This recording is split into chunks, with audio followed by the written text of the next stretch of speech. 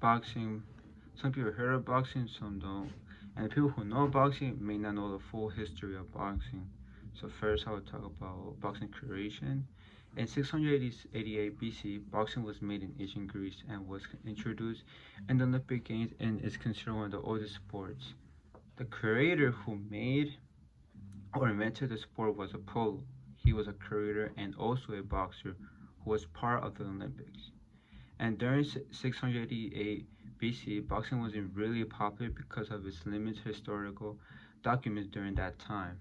But they were still trying to make boxing popular, but boxing had a lot of experience with virus transformation because it was really brutal and the rules didn't make sense.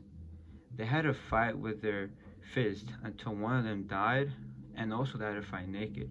But over time, the rules were changed to protect fighters, so they made boxing more manageable.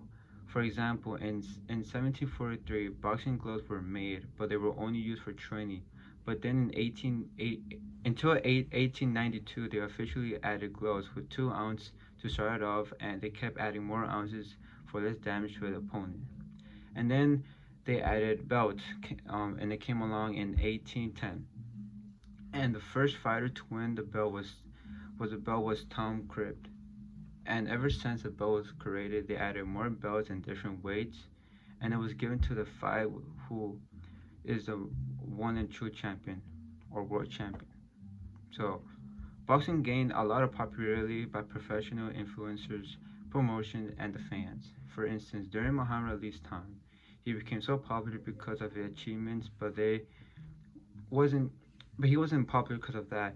He was like a art and self marketing and PR. He was really popular because everywhere he went, the crowd would follow him. But then he retired in 1981 due to focus on religion and activism. And many people say he changed the world by awareness and racial and global inequalities. But he was still in the game of boxing where he watched one of his fighters named Mike Tyson. Those two are always together, and they even went to the Grams together. But in June 3, 2016, when Muhammad was announced that the whole world paid a lot of respect, and boxing was getting more attention to keep his legacy going. Boxing has influenced a lot of people, including myself, since I started boxing.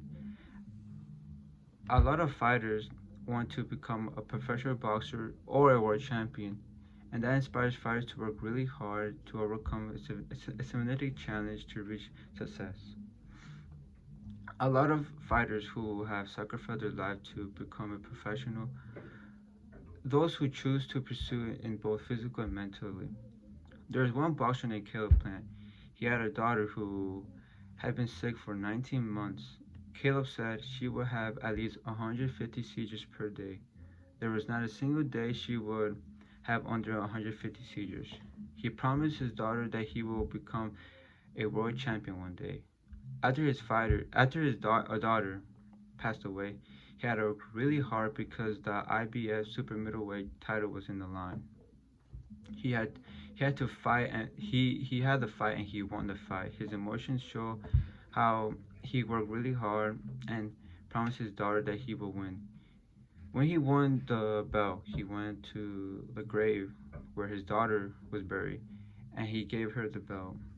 In conclusion, boxing is a long story, and it's a long and story history that reaches countries and centuries and cultures from the origins in the ancient time as a comeback and entertainment. Boxing has changed over the years and has developed and adapted by changing the rules, globalization, regularization, and oversight. And yes, they do have ups and downs, but that's what makes the sport unique.